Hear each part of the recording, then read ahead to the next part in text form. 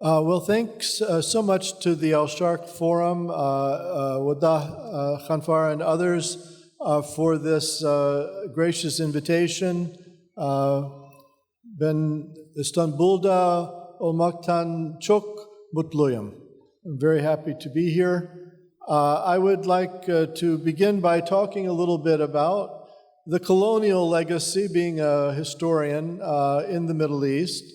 And I agree very much with what Wadah said earlier today, that while there is a very strong shaping of the region's politics by the colonial heritage, we can't rob contemporary Middle Easterners of their own agency and their motives and their interests are also driving events, but often the framework has been set from the outside.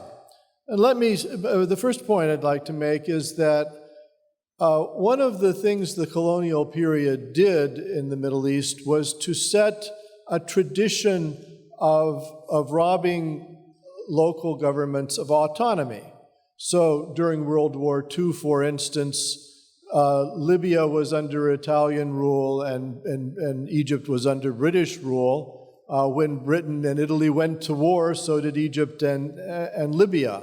So the decision-making was not in the hands of Middle Eastern elites, and indeed the 1936 agreement that the British made for the Anglo-Sudan arrangement with Egypt actually specified that the British government could still, after Egypt was an independent country, call for a state of emergency in Egypt, which is essentially what Churchill did during World War II.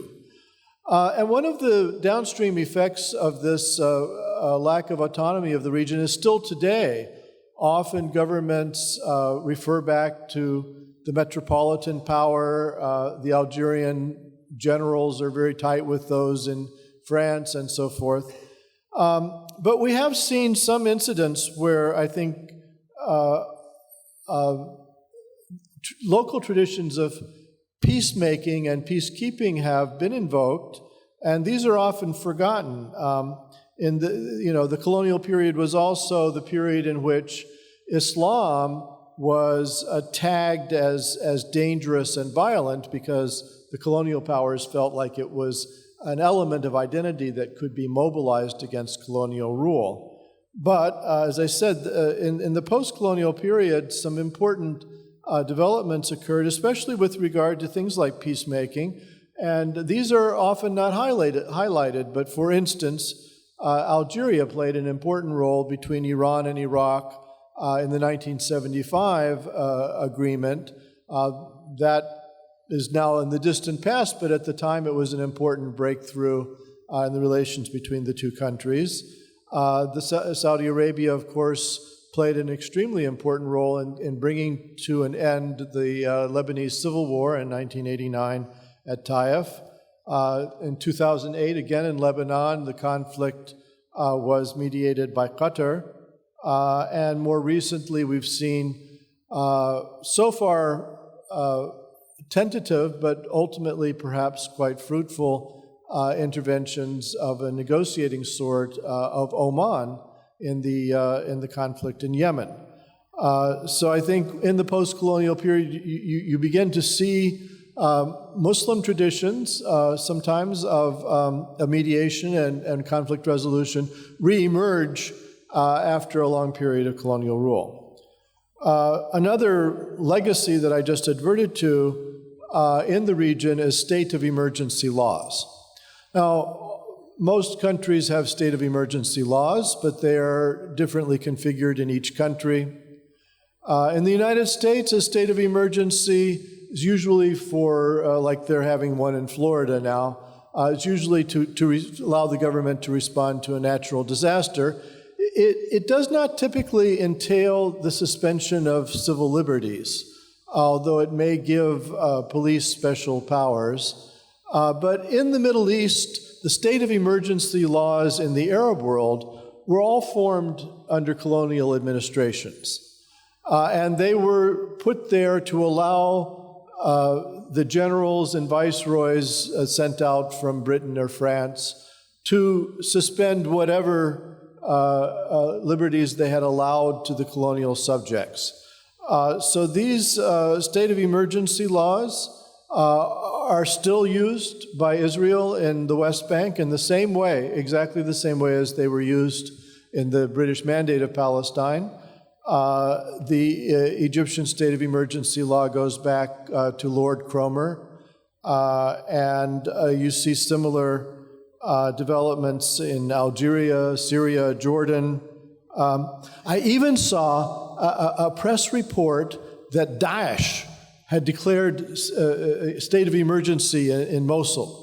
I don't know what that possibly could mean. Do you get beheaded more easily under the state of emergency than ordinarily? I don't know. But this long tradition is very bad for democracy in the Arab world because, in Egypt, for instance, there were 18 years of emergency law during which all of the provisions affecting civil and human rights in the Egyptian constitution were openly suspended. So the constitution no longer governs rights. And while the 2014 constitution in Egypt actually doesn't allow the president unilaterally to declare a state of emergency, it has to go through the parliament, it has to have a 2/3 majority. Nevertheless, General al-Sisi has a state of emergency in the Sinai, which he has just done by fiat. And many constitutional experts in Egypt are, not very loudly, but they are complaining that this is unconstitutional. Well, I'm arguing that lack of constitutionality and the suspension of basic rights is very common, and it undermines the rule of law, it undermines accountability. We saw the state of emergencies last for decades in places like Algeria. And even though they have been suspended even in Syria as a result of pressure from below, often these states don't have many rights to begin with, and so in Syria, what difference would it make to have a state of emergency or not? The government does whatever it wants.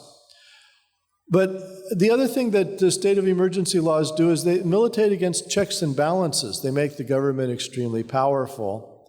And that in itself causes trouble. The government can be too powerful, and most elites in the Arab world don't believe this premise. They don't think the government can be too powerful. But it's certainly the case. And for instance, if you think about the civil war that happened in Algeria in the 1990s, it was partly because of a lack of checks and balances. When FIS, the pro-Islam party, won in 1992, it undermined the generals because they got 2/3 majority in parliament, and they were able to possibly change the constitution.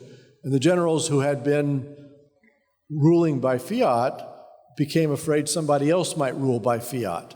So in an authoritarian system, it's a zero-sum game. You can never afford to share power or to allow the other person to come to power because you're afraid they will dominate the levers of power in the same way that the former rulers had done. Another long-term policy that comes from the colonial area, it seems to me, is divide and rule. We all know when France was in Algeria, they favored the Berbers and the Kabyle. They thought of them as less Muslim, less Islamized. Even, there was a controversy because they didn't want to have them operate under Sharia in the same way as personal status law that the Arab Algerians did. They tried to divide them up and create a different category. In Syria, the French colonial administration favored the rural Alawites, and we still are living with the legacy of that decision. In British Mandate Palestine, they favored the Jews. In British Iraq, they favored the Sunnis.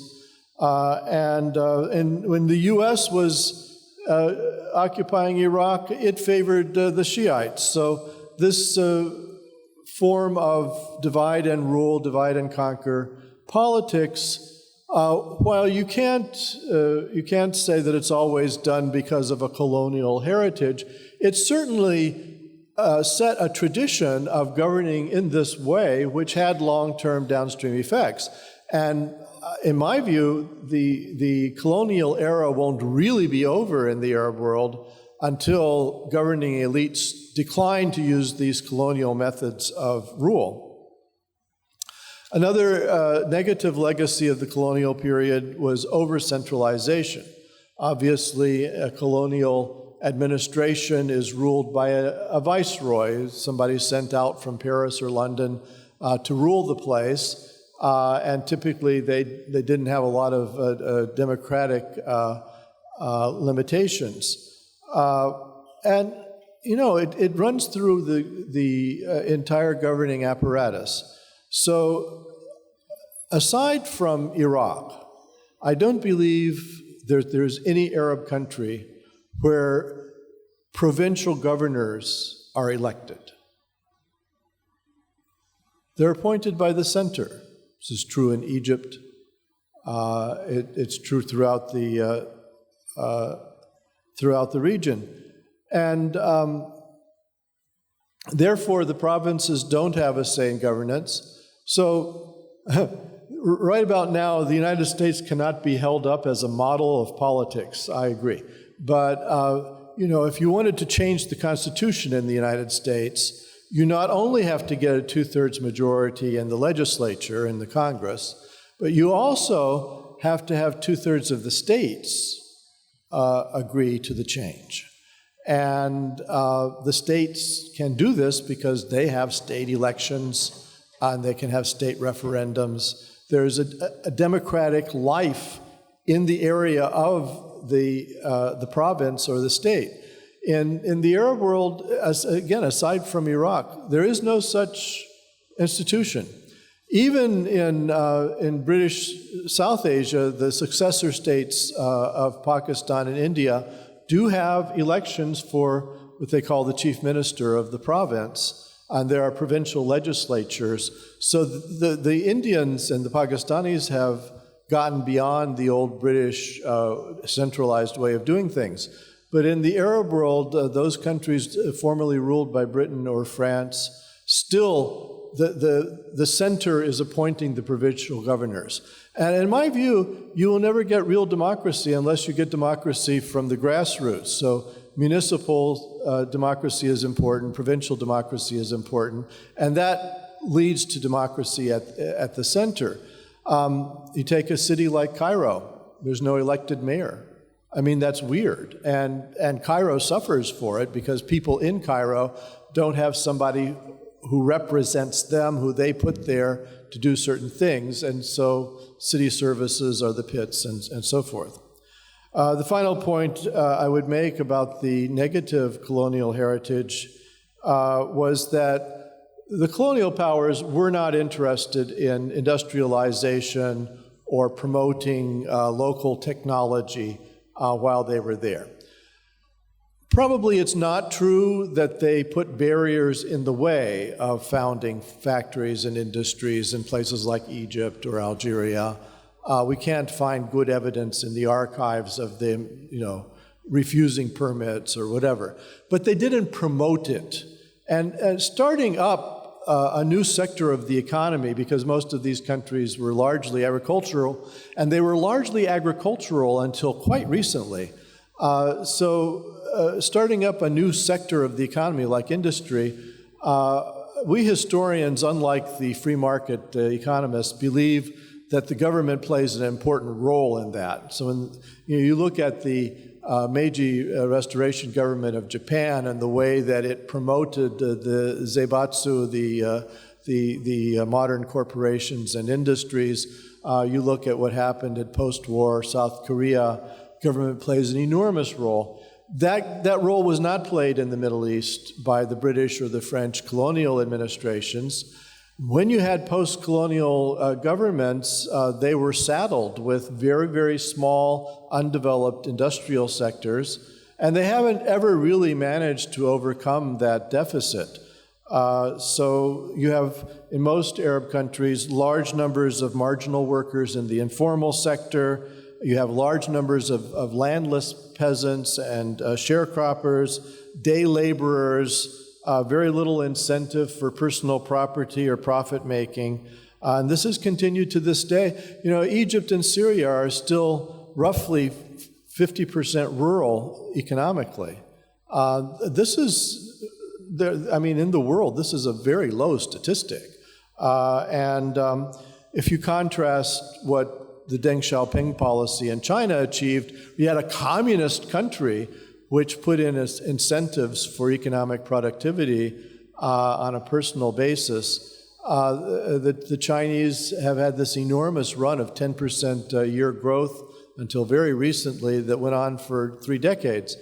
There's nothing like that in the Arab world. While not everything can be blamed on the colonial legacy, they certainly started from behind. The colonial powers did not typically promote universal education, so they started with very low literacy rates, and they started from a very low base with regard to industry. But, you know, in some ways, so did South Korea. And the lesson that we've seen from East Asia, where in the past 30 years, poverty rates have fallen from something on the order of 25% to something on the order of 3%. It shows that in the post-colonial era, reconfiguring all of these things is possible. So I think one of the challenges facing the Arab world at the moment is getting beyond a lot of the structural impediments that were put in place by the colonial administrators of the early 20th century. Thank you.